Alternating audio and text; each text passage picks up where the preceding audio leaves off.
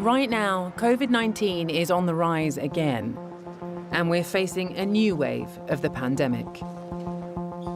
After almost 200,000 COVID-related deaths, there are still around 4 million adults in the UK who remain unvaccinated. I want to know why, and if anything can change their minds. We've been lied to. It feels like I don't need it. Our voices are not being heard. So I have invited 7 unvaccinated strangers to share a house. Nice to meet you. To discuss the issues. Is this an approved drug, completely approved and not under emergency protocol? Hold on. And their views. It is so irrelevant what you're saying right now. Why can we never get through a discussion? Together, we'll examine the latest science. What are the pharmaceutical companies getting out of this, you know? And meet the experts. The vaccine could reduce the risk of stillbirth. Because at the end of it all, I'm going to ask if any of them will get the vaccine. I'm going to be very honest, I am not convinced. There's a lot of food for thought there. I'm Professor Hannah Fry.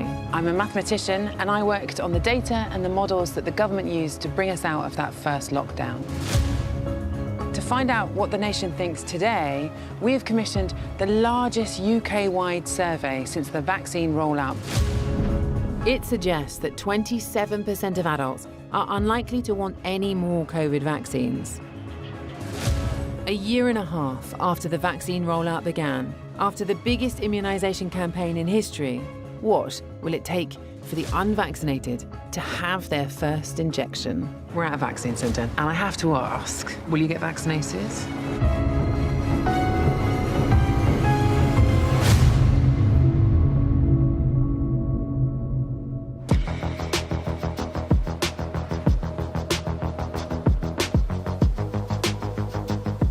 Our 7 housemates have very different reasons for not getting the COVID vaccine. Nazarin believes that the thalidomide scandal shows that medicinal drugs can't be trusted. There are people dying who have been vaccinated and they're dying from this vaccine. The amount of injuries and deaths is not normal. She works as a waitress and for a local council and spends her free time campaigning. In all my spare time, I try and use it to do outreach and protest. I'm just on my way to the march, which is starting in Parliament Square. A little bit nervous because I'm not really sure what to expect, fully. Chanel from South London has a long-standing mistrust of the medical establishment. Hiya, how are you? I'm good. I don't know what the damage it would be, not only to my unborn child, but to me. There is a whole human growing inside me. Naomi's biggest concern is her fertility. I'm Naomi, lovely Hi, to meet you both. You both look gorgeous. While care worker Mark believes in the right to choose. Really, I just don't like the fact that we were being forced to have it. I work in a care home. I've worked for the health service for best part of, 35 years. Last November, he nearly had to choose between vaccination and compulsory redundancy. Police have contact with the public, so why weren't they made to have it? You have social workers, shopkeepers, prison officers, teachers. I mean, where do you draw the line? Luca's sharing of conspiracy theories have got him several bans on social media. I reckon there is a chip inside the jab, and obviously when they turn all the 5G towers on, which they're building everywhere in the world, I think a lot of people are going to die. A lot of his views come from Facebook and Twitter. I've been speaking to people as well on TikTok and online and social media, and they said they've known people to just have the vaccine and just drop dead within like 2-3 weeks after it. Salesman Ethan doesn't believe everything the government tells him about the pandemic. You look very smart. Try to be. And last to arrive is Vicky, who has a deep-rooted mistrust of the pharmaceutical industry.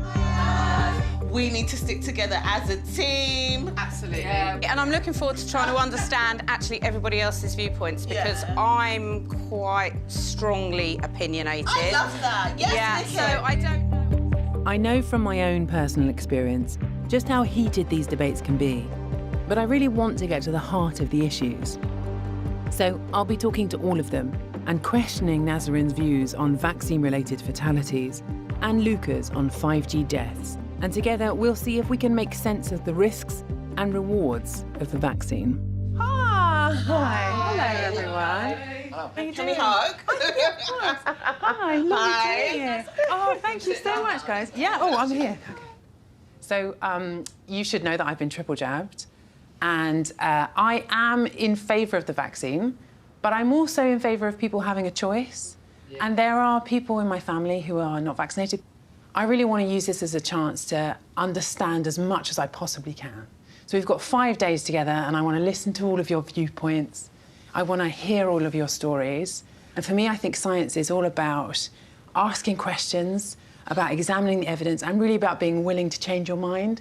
Are you up for the challenge? Absolutely. Yeah, absolutely, yeah. Bring it on. I'm up for the challenge, but you're not going to change my mind. Yeah, exactly, I was going to say that. Sorry. Well, we're starting off well. I've got a feeling that maybe your viewpoint by the end of this week may be slightly different to what it is now. Have any of you had a vaccine at all? No. I guess as a black woman, there's been a lot of medical mistrust when it comes to my community.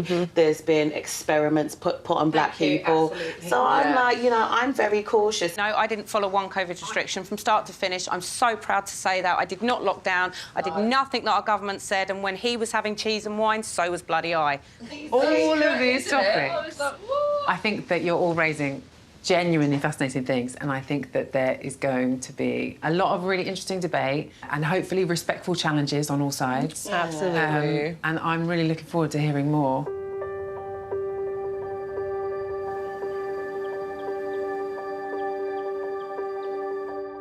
There is rational fear when it comes to black people and poor medical treatment.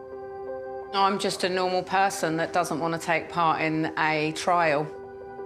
I feel that this has been very rushed, so for me, I don't want to be a human guinea pig.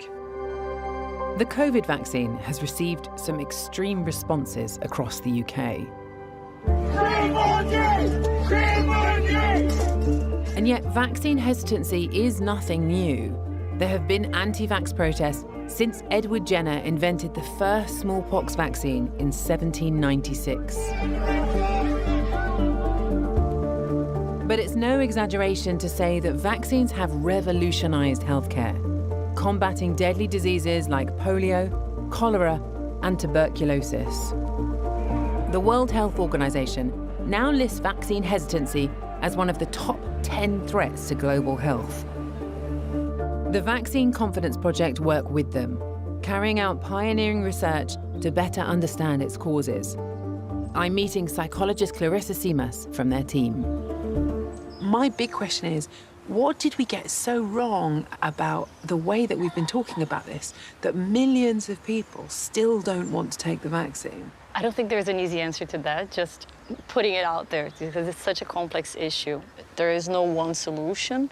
But if you have a crisis of confidence, it means that people are not going to vaccinate, and that can happen with any vaccine. So it means that even diseases that have been at bay or have been kept under control for decades, they can come back if you don't have enough coverage of vaccine. So that is why it's so important to not take it for granted. What advice do you have for tackling these conversations?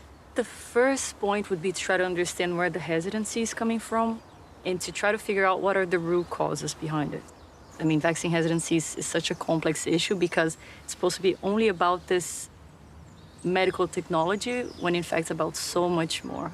Do you think I'm setting myself up for a fall here by even having 7 people in a house? Honestly, I don't think so. And I think that many times people try to stay away from that conversation, and it is such an important conversation to have, because if you have one person here that comes back with a more open mind about it and ready to have that conversation with their groups and their families and their communities, it means that you can have a sort of positive viral effect in that sense too.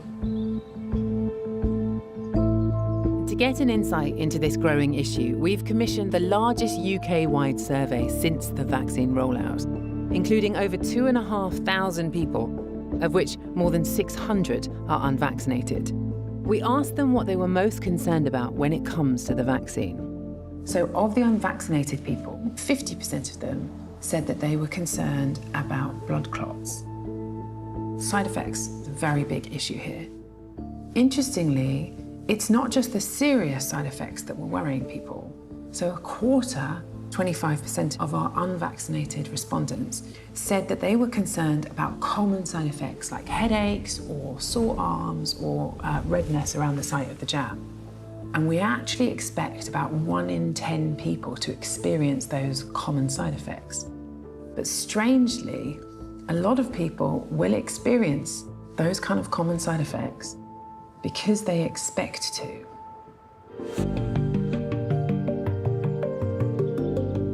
I want to talk to the group about a fascinating study which revealed that a lot of suspected common side effects are in fact the result of the nocebo effect, where people experience a negative physical side effect because they're expecting to. During vaccine trials, many people reported common side effects, even though they hadn't received any medication.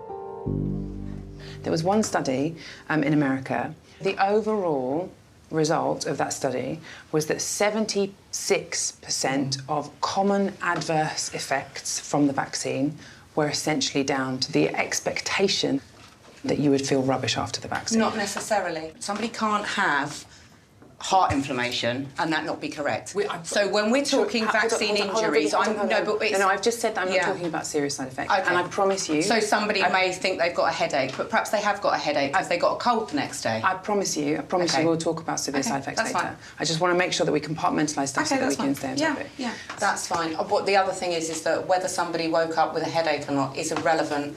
I'm here to put out the message about people dying. Okay, then, so then we and being permanently injured by it. That's okay. Hold on. Because if they have them long-term adverse reactions, they have them. I promise you, we will talk about all of those serious implications later, and I promise you, I'm going to give you plenty of time to do it. I still want this experience for us to kind of be happy. And for me, when I look at you guys and when you're speaking, you're not happy. You guys have maybe not quite as strong opinions, and you're not as... It's not that we don't have strong opinions, but, you know, I want to get the information, but then I also want to feel good. Trusting is the problem. You think it's trusting? No, I'm not trusting. So instantly, like, the moment Hannah says, oh, I've got this data, I'm just like, where did it come from? Shall I find some other data from somewhere else? I think the thing is, for me, over the course of this week, I want to try and find as much common ground with all of you as I possibly can. I'm not trying to trick you, I'm not trying to catch you out, I'm just trying to present what the scientific community sees as the gold standard evidence.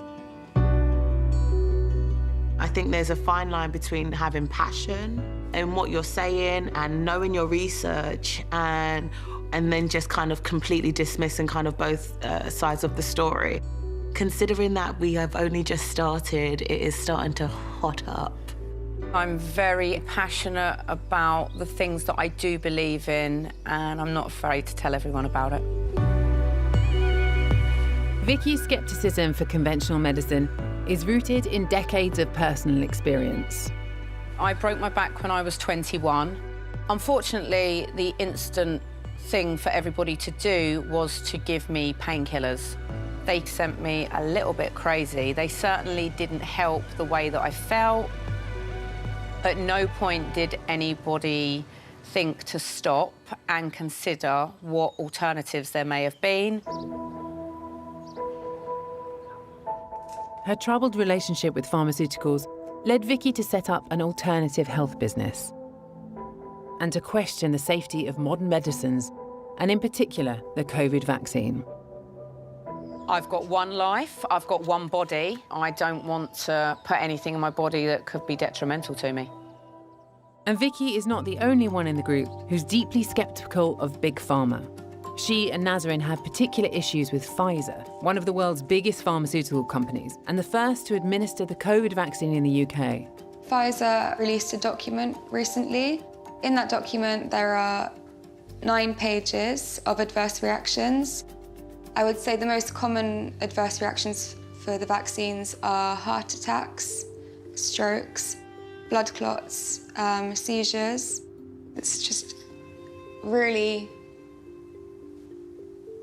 mind-blowing.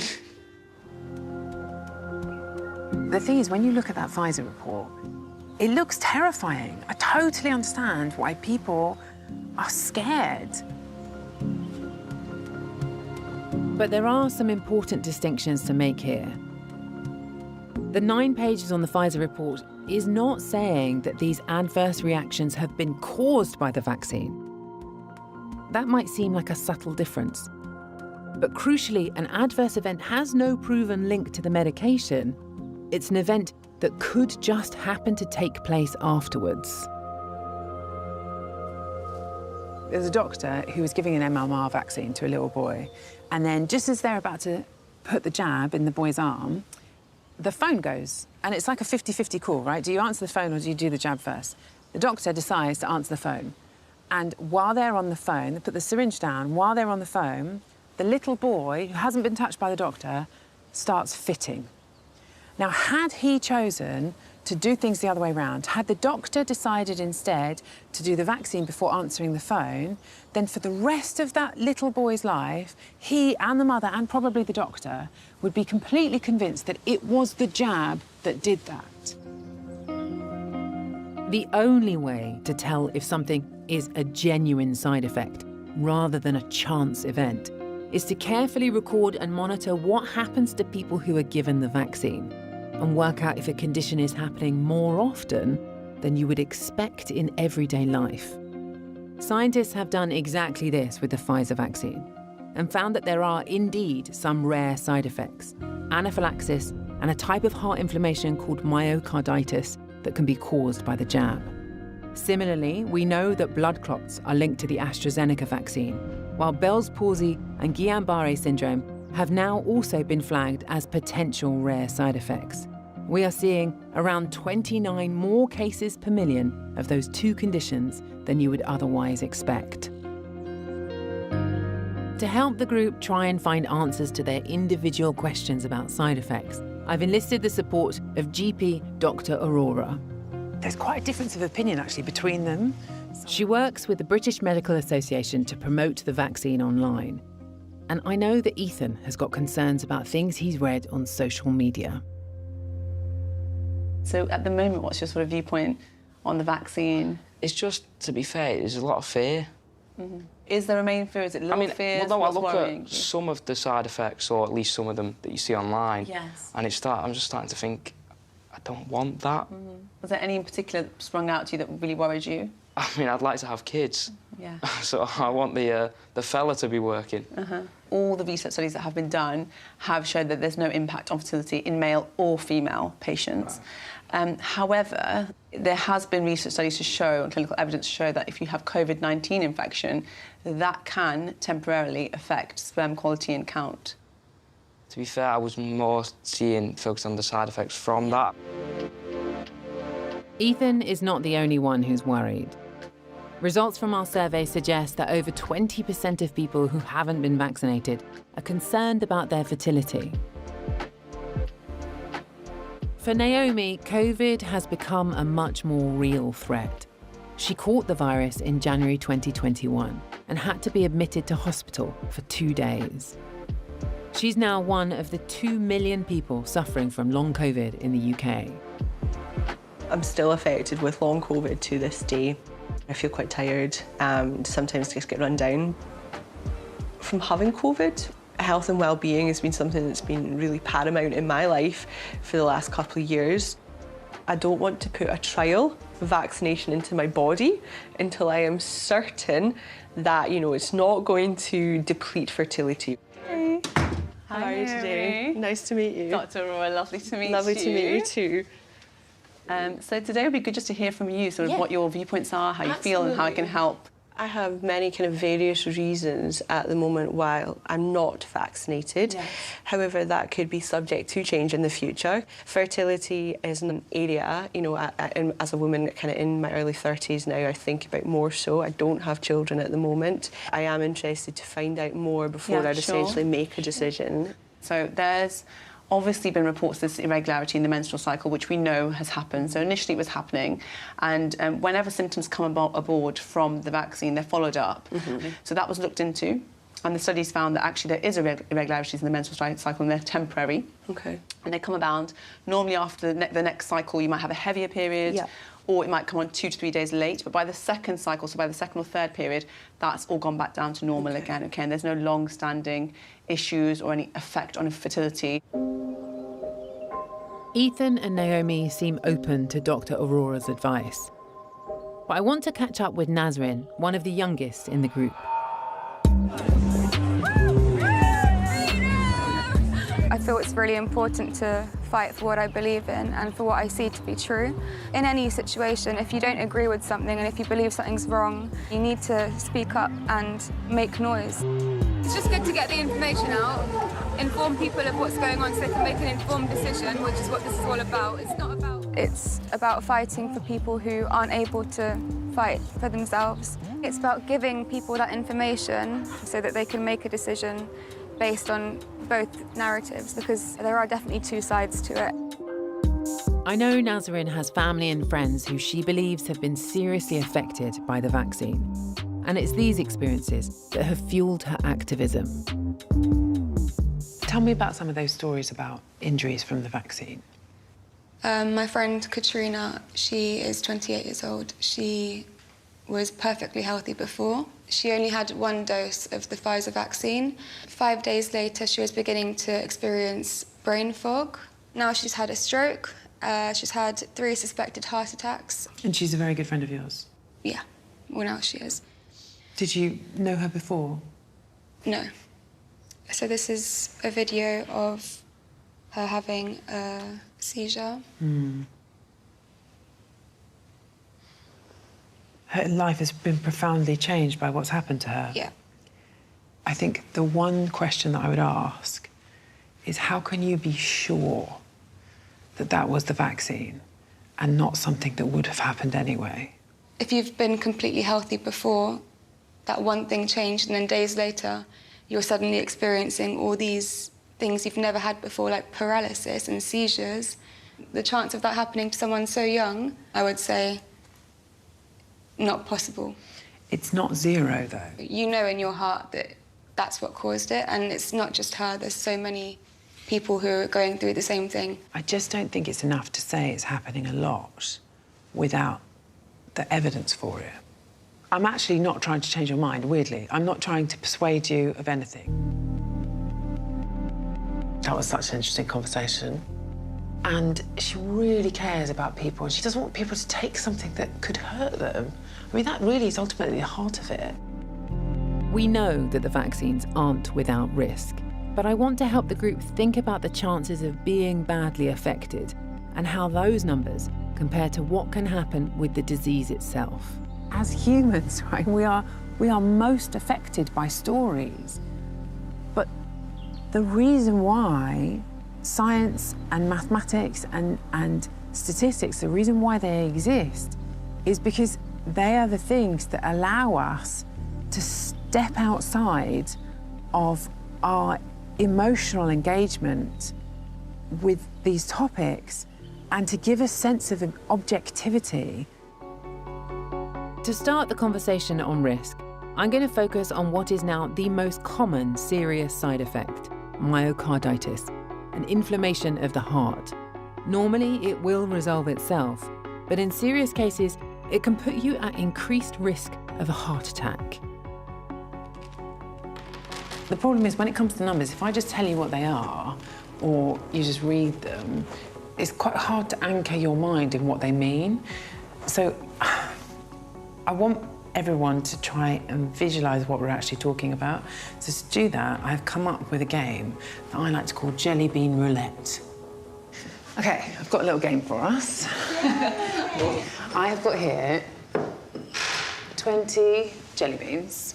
19 of them are absolutely delicious, and one of them is not. OK, why doesn't everyone take a jelly bean? So you've all got one each. OK, all right, everyone's got a jelly bean. Am I supposed to buy two? But I'm not eating it. Yeah, that's that one. Is this that one? Yeah, it's that one. You got unlucky. I'm sorry. You had a 1 in 20 chance. OK, let's play another round. Now this time, the nasty jelly bean represents the risk of getting myocarditis if you have the vaccine. Round 1 carried a high risk of getting the nasty jelly bean. Round 2 is a much more attractive proposition. quite a lot of jelly beans, right? Yeah. So only one jelly bean is myocarditis. All the other jelly beans represent somebody who had the vaccine and did not end up with that side effect, which is, in fact, the most common severe side effect, myocarditis. It looks like quite a lot of jelly beans, right? Yeah. Except this is not the correct number of jelly beans. To get the correct number of jelly beans, you actually need 33,000 jelly beans, of which one jelly bean represents a person who gets myocarditis. So we are not saying that myocarditis does not happen from this vaccine, but what we're saying is that in choosing to have the vaccine or not, you are effectively playing a game of jelly bean roulette. So, yeah, one out of all of these could get myocarditis, but then a lot of these could be other adverse reactions. Actually, myocarditis is the most common severe side effect. Even if you include things like anaphylaxis, things like Bell's palsy, all of them are numbers that are much greater.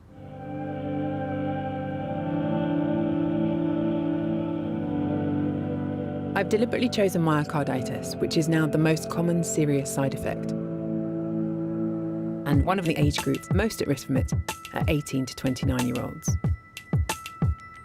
It's also important to put these numbers into context. While there is around a 1 in 33,000 chance of getting myocarditis in that age group from the vaccine, your chances of getting myocarditis from COVID are higher. So am I just unlucky that I've heard of so many people experiencing it? I don't know whether you are unlucky or whether it's something else. For example, the fact that you go to marches, you have a community of people around you where you talk about these issues. And part of that community means that you are more likely to be tapped into stories of people who are unlucky. Not at all. You've included one side effect. Like, if you want to have a discussion, an open, honest discussion about adverse reactions and about those numbers, this is not how we should be doing this. It makes me quite angry and quite frustrated when I'm, you know, gunning for thousands of people who have either died or been injured, that I'm going to sit here and entertain jelly beans. I fully understand your frustration. I'm so frustrated. This is just, I say, the most frustrating thing I've ever done in my entire life. It's important to acknowledge that there have been vaccine-related deaths, mostly related to a rare type of blood clot associated with the AstraZeneca vaccine. The numbers of fatal blood clots reported in the UK up to May 2021 were in the tens, not the hundreds. And as soon as the link was spotted, age groups at higher risk of clotting were no longer given the AZ vaccine as standard.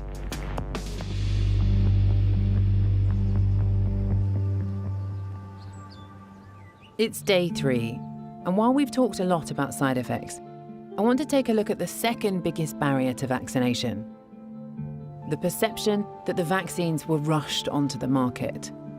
Our survey indicates that 58% of unvaccinated adults think there was not enough research carried out, and 55% think that they were developed too quickly.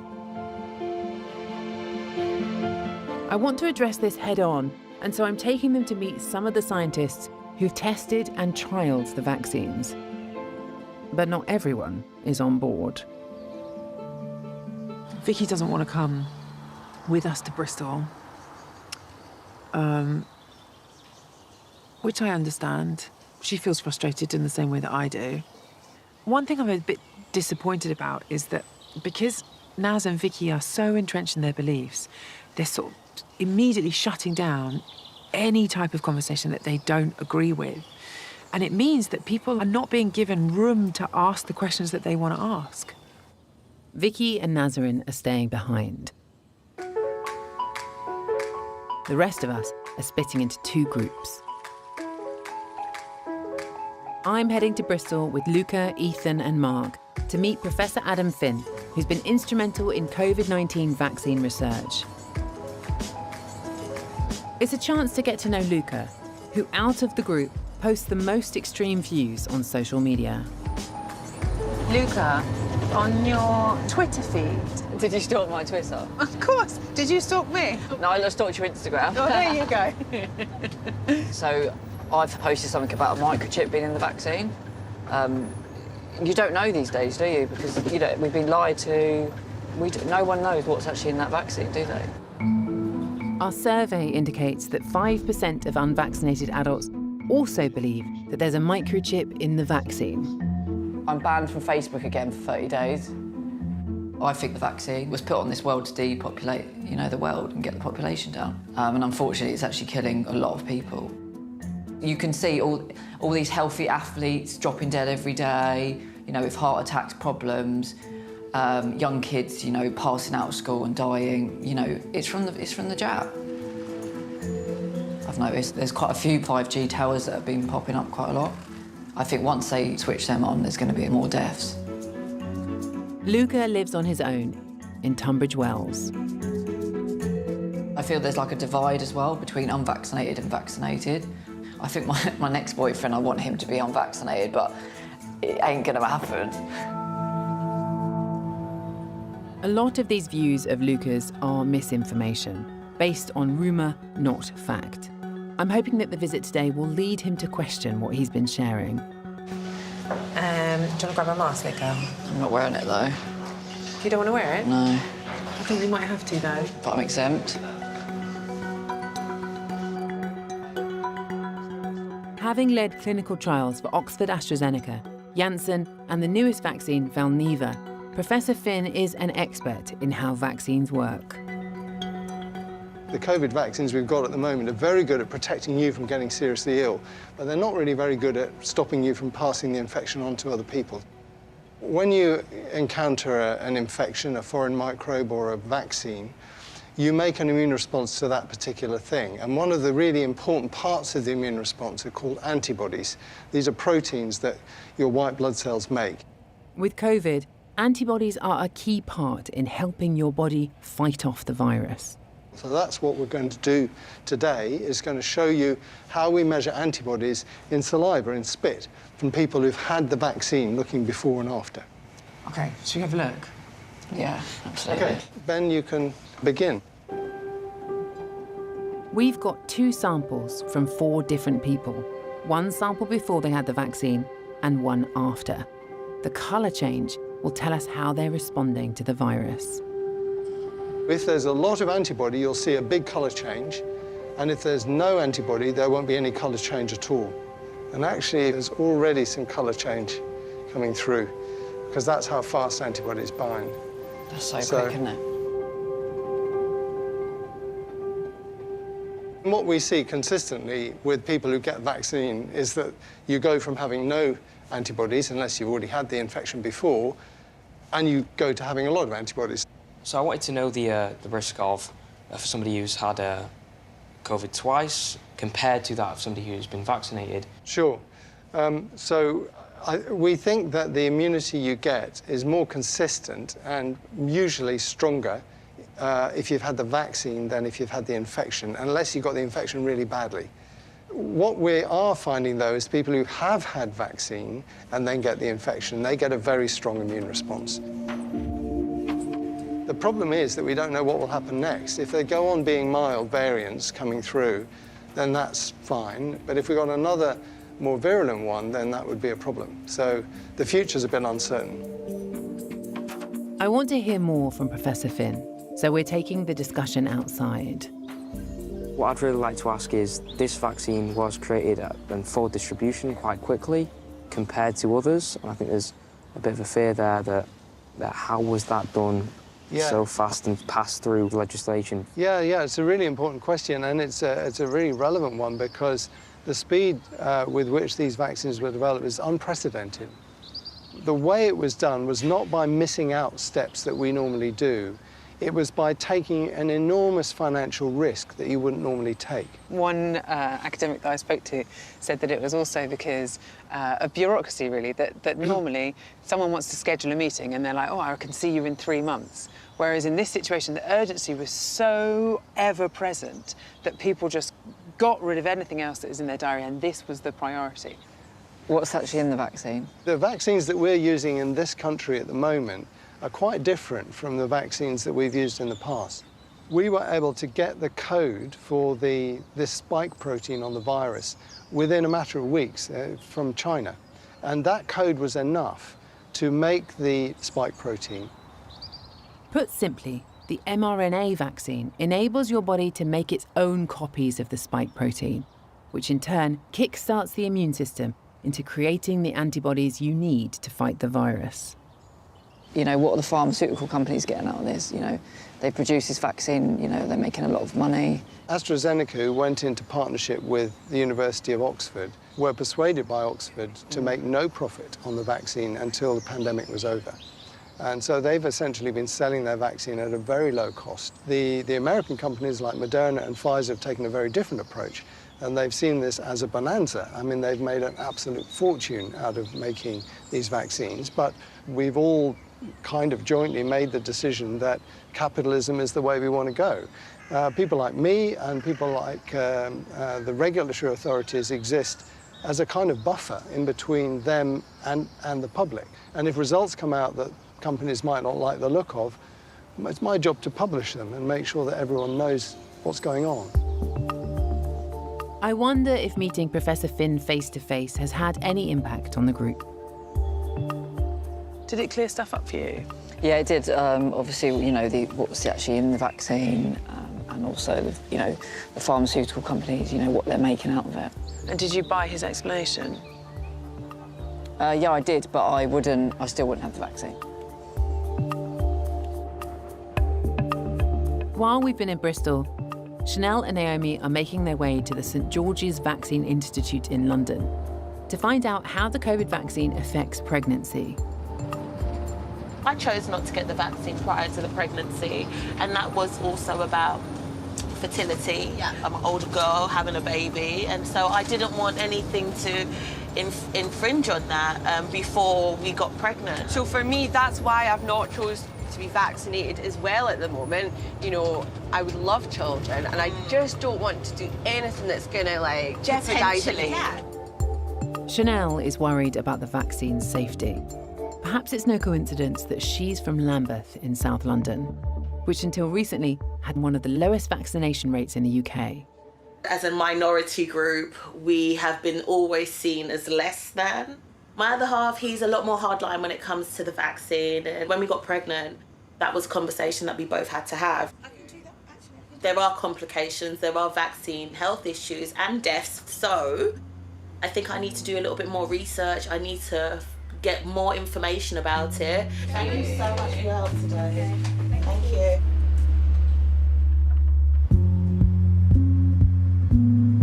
Naomi and Chanel are here to meet Professor Khalil and volunteer Valentina to hear about the latest results from one of the largest vaccine and pregnancy trials in the UK.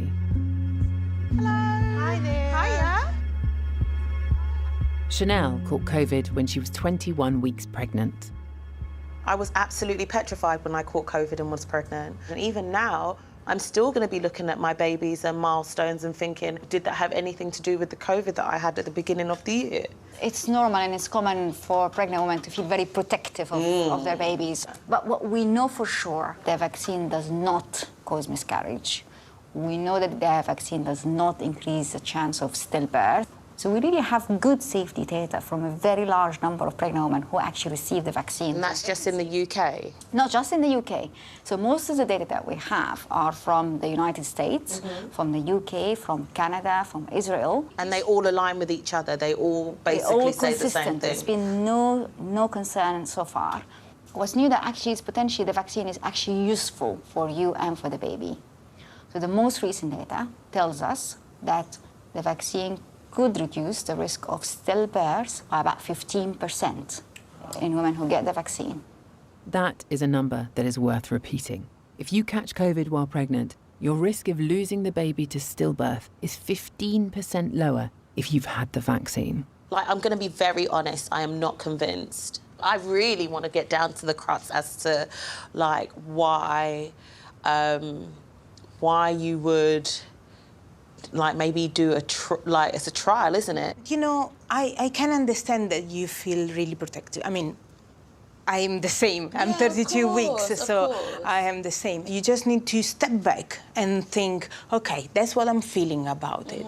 So go into, or try to see where are the right information. They're braver than me. Actually, what we found is that the vaccine giving the pregnant woman prevents hospitalization because of COVID in the infant for the first 6 months of age. For Chanel, it's never been just about the COVID vaccine. There are some appalling statistics about the healthcare of black women in the UK. We are 4 times more likely to die in childbirth because our voices are not being heard. So what do I need to do? Do I need to scream loud? Do you understand what I'm saying? So I need to get over that stuff first before I even think about COVID. What I'm being told is just what's good for me, not what has happened in the past and how can we alleviate some of these issues. Look, I mean, I think it's important to acknowledge what happened in the past. It's our duty to reach out to you and to your community. And actually, we'd really love your help in how to actually engage with black women, black pregnant women. We want the best for you and for the baby. It is definitely something to think about in terms of, getting, some other black women together. I'd be happy to work with you and collaborate on that because I think that is so important.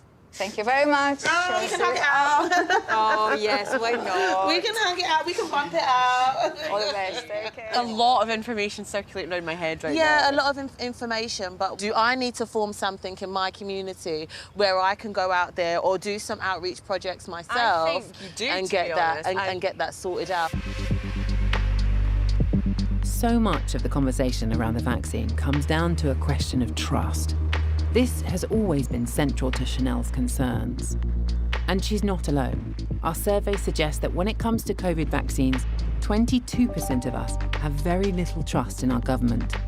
And a further 19% don't trust them at all. I suspect Vicky and Naz are part of this 19%. And I really want to understand what's at the heart of their concerns. But first, I want to find out why they didn't want to come today. I chose not to come today because I've listened to researchers and doctors on the side of why you should take the vaccine, and I've listened to medical professionals who are saying that these are the reasons why you should not take this vaccine, so I don't think I would have gained anything new from this experience today. We felt that we can't actually openly, as adults, have an informed conversation with you about the statistics and the facts that we're talking about. All of the data our government made the decisions on, whether it was that we locked down children, whether it was they were forced to wear masks, whether it was that we were testing them constantly, they made all of those decisions about our lives, our freedom. There's so many things that I could say to you. It's so frustrating. I get the impression that you are very passionate about everything that's happened over the last 2 years. You want to have the conversation about data and statistics. I want to have that conversation too.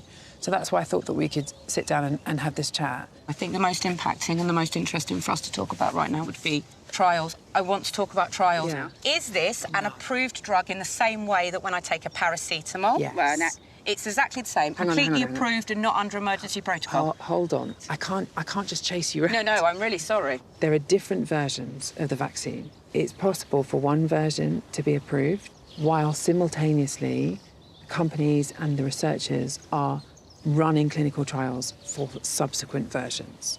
So Okay. those two things are not in conflict with one another. Okay. So every time that you get an adaptation to the vaccine, you have to go back through the whole process and demonstrate not just that it works, but that it's safe. Vicky is right in some ways.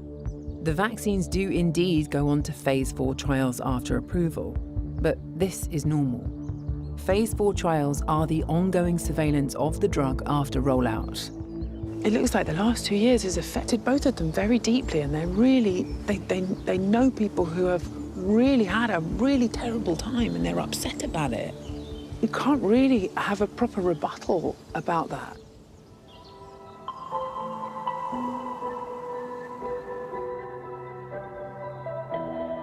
I'm really starting to realise that the problem here isn't so much about a lack of information as it is about this ocean of misinformation that is incredibly hard to wade through. Alongside more subtle forms of misinformation, there have also been some serious online vaccine hoaxes. Researchers have found that just 12 people are responsible for the majority of them.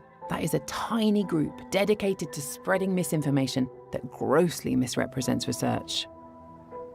Just to give you an example, here's something I found on social media. This is, on the surface, it looks like a standard NHS consent form. And this, by the way, was sent around to schools. So you have to imagine parents of small children reading this. I mean, it looks completely legitimate. Sign here and take the vaccine. And when you dig into it, it says that there is a 1 in 29,000 chance of dying from the vaccine. Now, it's my job to look into numbers like this.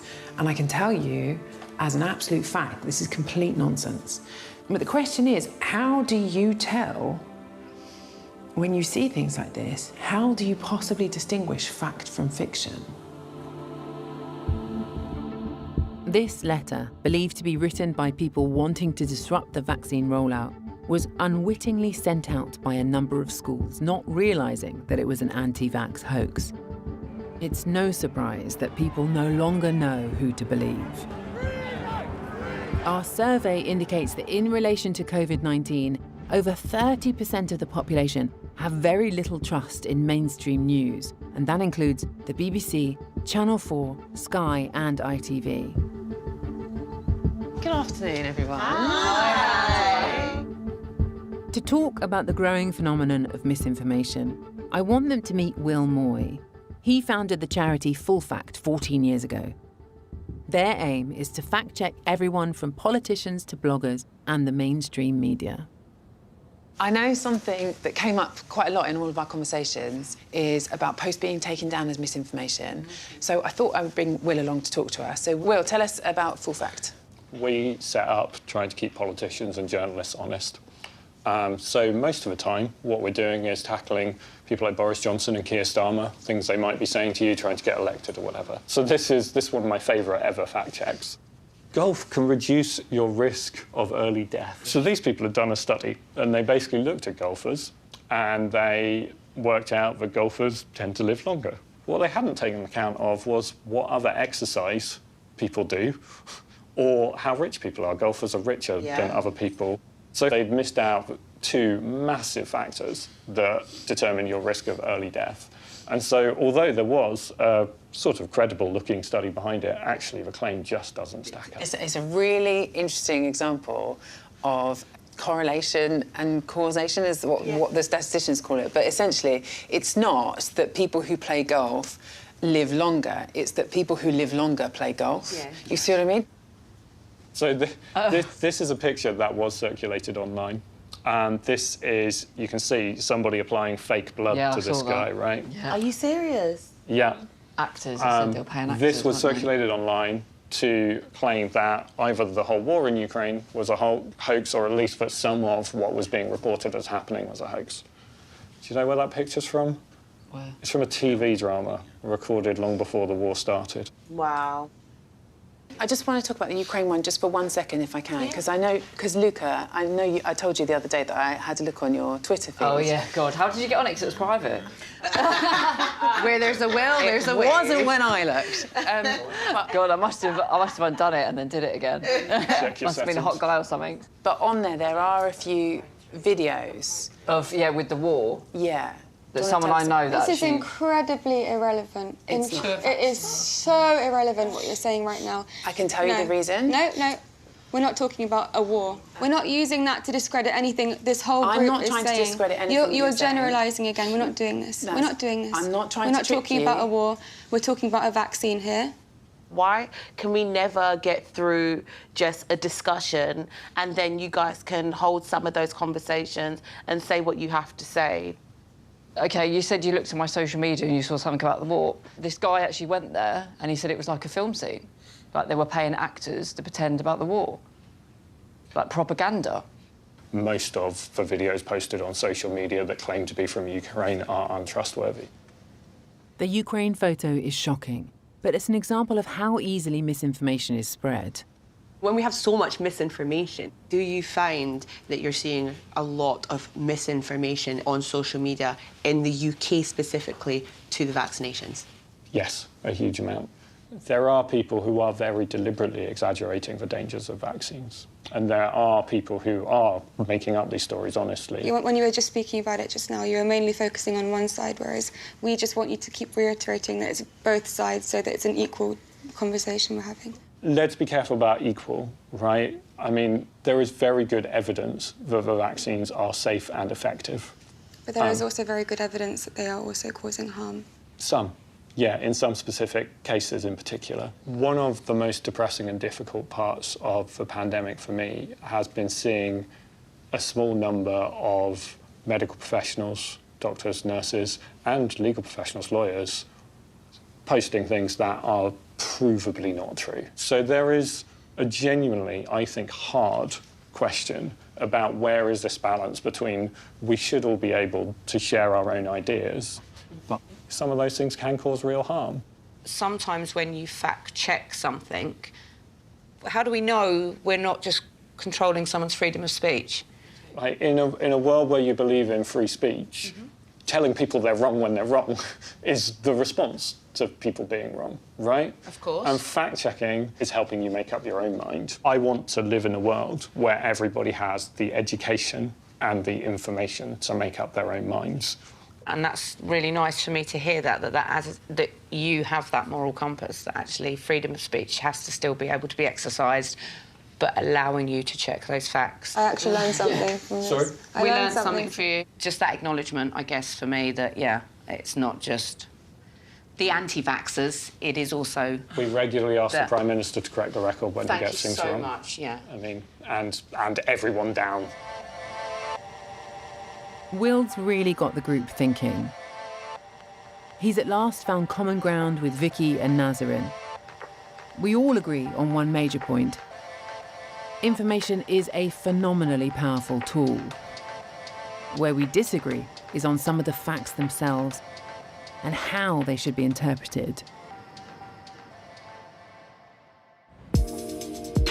It's our last day, but before we head home, I want to remind everyone just how critical the vaccines have been in allowing us to go back to normal. It's a last attempt to see if anyone will change their minds. One thing that we haven't spoken about that much this week is about really the devastating impact that COVID itself had before the vaccine was around. So what I've done, I've come down to Lewisham Hospital. So this is where I had my baby. This is where Chanel's having her baby as well. But it's also the place where they treated the first patient hospitalised with COVID in London. And by now, nearly 200,000 people have died with this disease. And I really want to give everyone the chance to talk to somebody who was at the very front line when it all happened. So we've come here to meet Dr. Patel. Could you give us a sense of just how hectic things were for you working here in those early days of the pandemic? We were very busy. As you probably are aware, Lewisham and Greenwich was one of the first trusts in the country to receive the first COVID patient. When you say that they was coming in, how severe? Was it severe enough where they had to stay, or severe enough where, oh, we'll see you in emergency, go home, don't stay here? So the numbers I'm talking about are those who are actually admitted into hospital. Really? What difference are we seeing in patients in the ICU that are vaccinated compared to those that are still unvaccinated? We looked at about 550 patients that were admitted in our trust between the 15th of December and 15th of January 2022, which in effect would mean that most, if not all of them, were due to Omicron variant. And of that, there were unfortunately 21 patients who had to be admitted to intensive care, were the most severe patients due to COVID. Of the 21, I'm afraid 20 of them were unvaccinated. That's 95%. And just one person? Just one person was vaccinated. And of the 21 who were on the unit, I'm afraid, unfortunately, 7 of them didn't make it. All of them were unvaccinated, 100%. So that's one figure to just illustrate the point. Hopefully, touch wood, with each passing strain, the virulence would be less. However, we need to err on the side of caution, and we need to try and just make sure that we've got all the defenses possible for the next variant. When I hear stats like that, it's just, it feels like such a slam dunk. It feels like such a persuasive argument in favour of the vaccine. And I don't know if everybody else was seeing it that way. I did find the numbers in relation to admissions, you know, and how many of them were actually unvaccinated. I guess for me, I found that a little bit alarming. So there's a lot of food for thought there. The last 5 days have been intense. I think we all need to go home to reflect. But I want to bring the group back together one more time. So it's been a little over 2 months since I last saw everyone. Enough time for the group really to settle in with their thoughts and work out how they feel about the vaccine. I've decided to bring everyone today to St George's Hospital, the vaccine centre here, to see if anybody, on reflection, has decided that they would, in fact, like to have the vaccine. We're missing someone, though. Chanel. Chanel. Hi! Chanel. Look at you! Plus Bless one. Chanel. Well done. Well done. How old is he? He is a week old. Oh my yeah, gosh. yeah, yeah. That You was look so good. Thanks. And how's everybody? Good. It's lovely to see the group back together again, and I'm so happy for Chanel. I want to have a proper catch-up with them individually. I know Naomi wanted to think over everything she'd learned, so I want to find out if she feels any differently about the vaccine. I know that you really struggled with COVID when you caught it on COVID. Yeah. If you could rewind in time and go back to before you caught COVID and have the jab then, would you? That's a really good question. I think I probably would have been quite open to it. That's so interesting. That's so interesting. And I have been looking at long COVID and how that coincides with vaccinations. So we are at a vaccination centre today. Yeah. And I have to ask, will you get vaccinated? Now, no, but I'm not completely closed off in future. You know, I'm not anti-vax. I've had vaccinations in the past. I don't know. This one has really kind of freaked me out. While Naomi is unconvinced for now, she's open to the idea in the future. But Vicky's always seemed resolute in her opposition to the vaccine. So we're at a vaccine centre, and I've got to ask, will you get the COVID vaccine? I'm not even sure if we'd go 1 billion to 1 at this stage. Oh, really? No, the answer's no, though. I think when it comes to a vaccine programme, it's not just about information, it's about so much more than that. Yeah, I agree. There's a bigger picture. It was unlikely that Vicky was going to change her mind, and something tells me Nazarene is going to be the same. Will you get the vaccine? What do you think? No, I'm not going to. What would it take for you to change your mind? If you risk young people's lives to protect those of old people, it's not ethical or moral. Especially seeing my friend who is more my age, that terrified me because that can happen to me if I choose to make this decision of getting vaccinated. Because this is an emotional thing for you. Of course, and both sides, I guess, have emotional stories. For Mark, it's not about the vaccine's safety. I'm not worried because it has been well researched and well done. It is safe. The main thing I have is you ask people if they want it, the health is up to them and it's their own bodies. Mark and I have found plenty of common ground, but I always felt that Luca's views were the most extreme. What do you think the vaccine's made of? Spike protein. That's one change, right? Because coming into it, we were talking about... A chip. Yeah. So I learnt that in the house. Yeah. Are you more cautious now about what you share online after talking to Will? Yeah. In what way? You don't know if it's the truth or not the truth, if that makes sense. Obviously, when I came out of the house and stuff, I thought, I won't retweet that, because we don't know if it's true. Luca has surprised me. Although he's not getting vaccinated, the shift in his views on online misinformation could have a lasting impact. Ethan was in search of the facts. I'm keen to find out now if he is any closer to getting the vaccine. Do you want to be vaccinated? Not right now. Oh. Go on. Well, you never say never, because there's other vaccines out there that work. I'm not a fan right now, doesn't mean a few years, maybe. Do you think that you found some answers? There were some answers. I've never been against Big Pharma. If I'm against Big Pharma and then I have paracetamol because I've got an headache, you can't pick and choose. Chanel, on the other hand, came into the house with a real mistrust of the medical establishment. I want to know how she coped with her recent hospital birth. Having to put all your trust into these medical practitioners, the doctors. I did that without fail, without worrying. Even when they was like, do you want the baby to have vitamin K? Yeah, well, if everybody else is going for it, yeah. And so that's why when it comes to this vaccine, it's not about it was just about hesitancy.